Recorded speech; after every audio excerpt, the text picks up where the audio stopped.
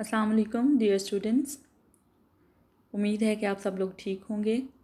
बेटे, this is the same presentation. In the first part of this presentation, we talked about your first two chapters of Book 2 Part 1. In this presentation, we are going to talk about the upcoming three chapters, the chapter number 3, 4 and 5.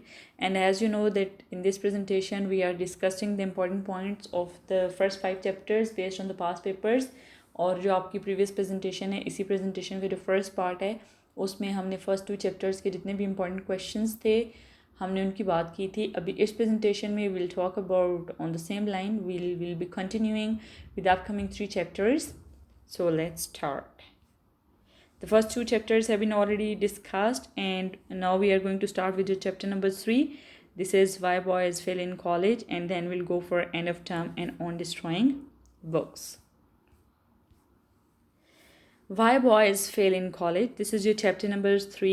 As you know that this is an autobiographic essay where a professor has talked about his personal experiences as he's a teacher in the college, and he has observed a lot of students failing in the college, and there were multiple reasons which he had been notifying. So in this chapter he has talked about different categories of the student, and he has told us, he has tried to demonstrate that what are some of the most recurrent reason which cause the failure of the students. And you see, this is not particularly failing boys, it's about failing students. So girls, these are the problems. There are some problems which I have also seen. So, and you know very well, we have been discussing those problems even. So you need to root out those habits. If you see that there are some habits which have been discussed over here and they are there in you as well. For example, some people have got nervous habits. In you people, some people are the students who are maybe with not good health, and obviously we have got lazy bluffers as well. Luckily there are very less number of students who have gone, you see, a sort of, in girls in our society we have got very less sort of students कि जिनको अपना financial pressure भी बर्दाश्त करना होता है, because in our particular system we are lucky people कि हमारे parents जो हैं they take up the responsibility of our finances. तो ये प्रॉब्लम तो आपके साथ नहीं है, लेकिन दूसरे काफ़ी सारे प्रॉब्लम्स आपके साथ हैं. Keeping this apart, we are going to talk about the important questions of your chapter number 3 with reference to your past papers. So the first question which was there is, what does the writer mean by mistaken ambition on the part of parents? So this is one of the categories where the writer says that a large number of students fail in college. Why? Because of mistaken ambition on parts of parents. Mistaken ambition means when a boy is or a student is not interested in a particular field, but the parents push the kid into a certain field and they want their kid to be in a certain profession. And what happened, why the students fail? Because it's not a profession of their choice, so they're never able to develop an interest, and resultantly they fail. So by mistaken ambition we mean choosing a profession for a student who was not liked by him, or who was not interested for him, or a particular sort of profession which was not of any interest for the kid himself or herself. Question number 2, how does financial pressure lead to the failure of student? Now this is the second question, and you see here the writer says that financial pressure is a very, very, what you can say, important factor which becomes a cause of failure of the students. And he is particularly talking about his own society, because in the Western society the kids are made themselves responsible for their expenses. तो वो बच्चे जो अपना education का expense भी खुद उठा रहे होते हैं, अपने पर्सनल एक्सपेंसेस भी खुद उठा रहे होते हैं अपनी स्टडीज़ के साथ साथ, the writer says that it becomes difficult for those students to manage their studies and their jobs together, and they sometimes they have to even sell their bloods. So what happened in this case, the students may not be able to perform well and they fail. And the writer even adds here that these are the parents who must take the responsibility of the expenses of the students, because you see this is their moral responsibility. and he says that even the college should play a role into this, and such students must be given financial assistance from college funds. Question number 3. How can nervous habits be uprooted? Now, this was the first category which was talked about in the chapter. The writer says that some students suffer from the nervous habits. What happens with them? That they try to study, but whenever they sit to study, there are always things in their mind which detract them, or which are going to, what you can say, pull away their attention from studying. So they waste their whole time and they are never able to study. He says that nervous habits are quite dangerous, but these are the habits which cannot be uprooted by anyone else except student himself. So our responsibility as teachers or parents is just to point out, is just to tell the student that this is a particular thing which is hurting your studies, but it is the boy or the student himself who can root out these bad habits. Question number 4. How do the poor students meet their expenses? Now, second question and fourth question, they are from the same topic.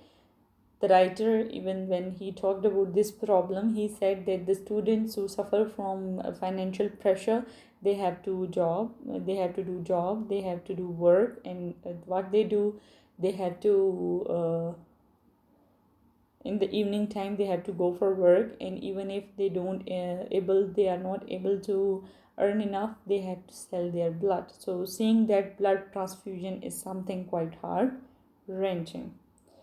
Question number 5 is the important question, because this was there for 2 times.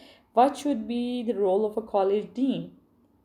So the writer said that the role of college dean is very important in this regard, because you see, a dean is responsible for a lot of things. So he must have a diagnostic ability. एक dean को पता होना चाहिए that what are the ratio or what are the students who are likely to fail. So he must know about each and every individual case, and before the students are going to fail, some important steps should be taken. For example, if a student is suffering from bad health, he must be sent to the doctor. For example, if a student is suffering from financial pressure, he must be given a financial assistance. If there are any nervous habits, the boy must be talked about it. So all the problems which can cause a failure for the students must be considered and must be undertaken by the college dean timely before the student is going to fail. Question number 6 is, why do some talented boys fail at college? Now the writer says that sometimes we see that some talented students, the bright stars who have been performing quite good at school, they also fail. And he says that this is something quite painful. That while you see that a student who is with a good caliber is failing, it's quite painful. And he says that the reason of the failure of such student is just overconfidence, because these students have been performing quite well at school before, without working quite hard, and when they come to college, they are overconfident, and they cannot understand that at college things are going to be different, and they never work hard, and resultantly they fail.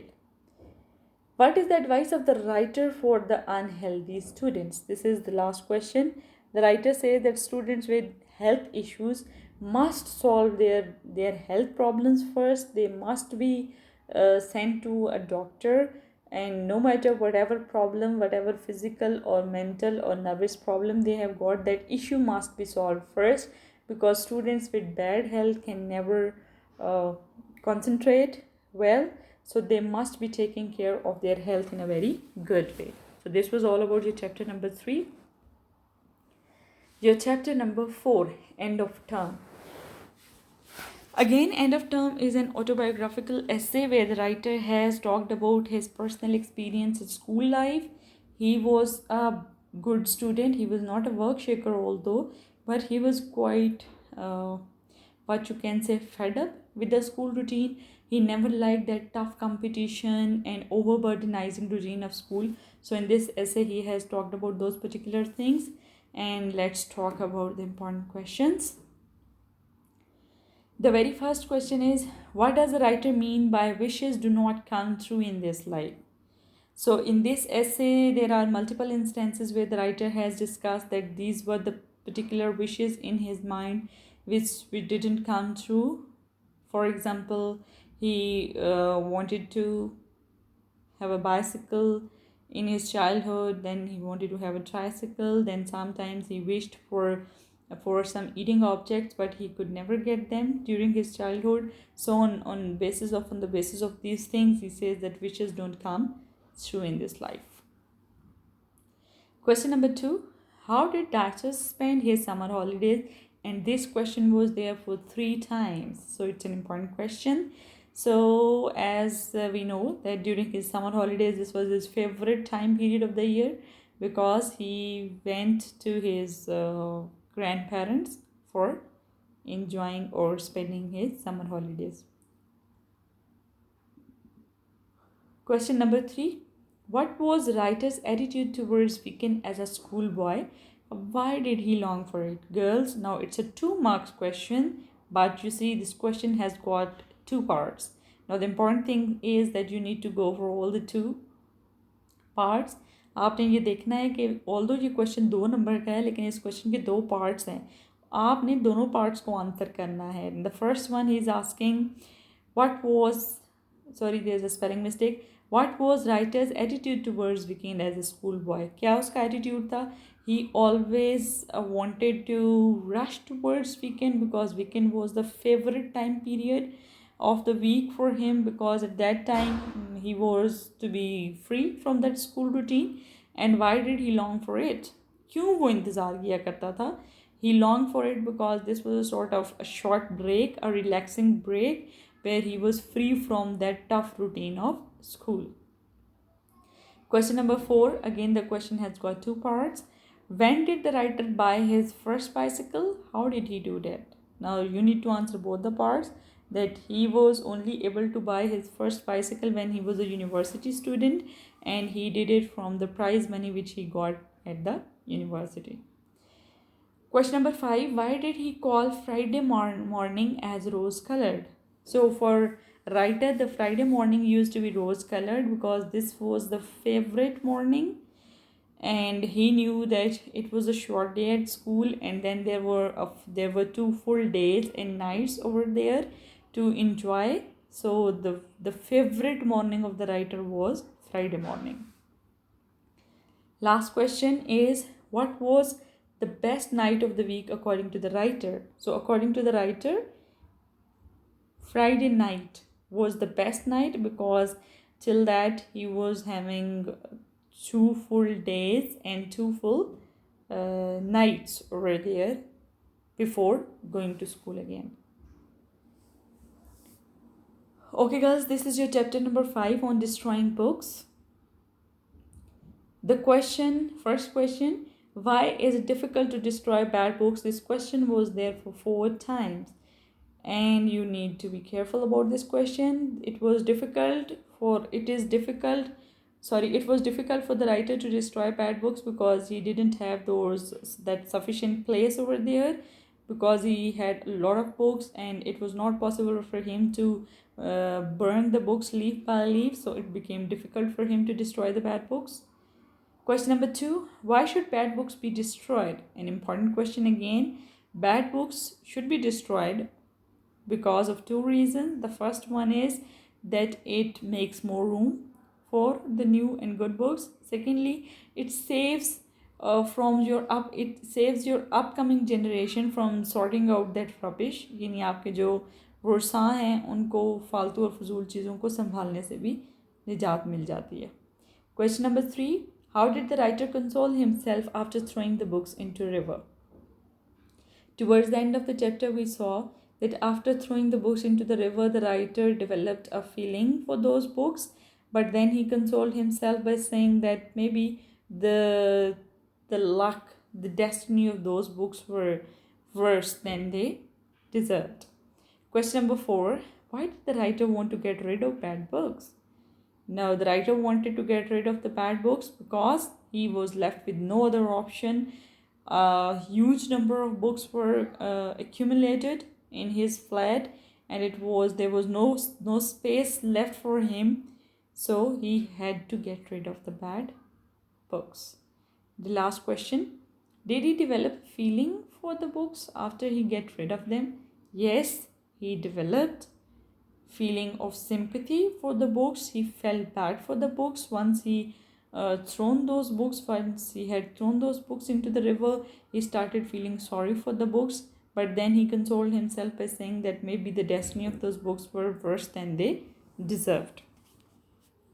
Okay, girls, although we have talked about all the important questions and answers, but please remember that these are just the important points, and the purpose was just to let you know that what sort of statements you might be getting in the question papers of the board. It doesn't mean that leave the whole chapter and just stick to these 5-6 points. You see, we have gone through the text, we have gone through all the important points. These are just the questions which have been there in the papers for your better understanding. Please prepare these questions and the other important points of these particular chapters as well, and you'll write the question answers. Just make it into two parts. The first two chapters make one assignment, and the next three chapters make another assignment. So you'll writing the question answers and you will be sending it to me, and I will give you feedback on this. If there is still any confusion or something is there which is not clear, you can ask the questions. Please do it timely. Thank you so much.